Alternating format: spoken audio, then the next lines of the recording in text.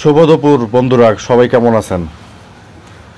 ঘূর্ণিঝড় রিমেলের কারণে আমাদের গাজীপুরেও বৃষ্টি হচ্ছে। আপনারা দেখতে পাচ্ছেন যে ওই যে একটি পেয়ারা গাছ দেখা যাচ্ছে, দেখেন গাছটি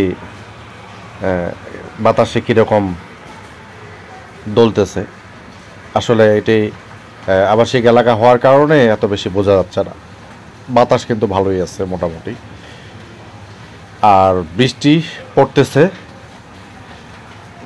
আর এই যে দেখতে পাচ্ছেন কর্মজীবী যারা মানুষ আছে তারা কিন্তু সবাই আপন আপন কর্মস্থলে যাওয়ার জন্য প্রস্তুত। লাঞ্চে চলে এসেছিল কেউ বা লাঞ্চে চলে আসতেছে। ঠিক এই সময়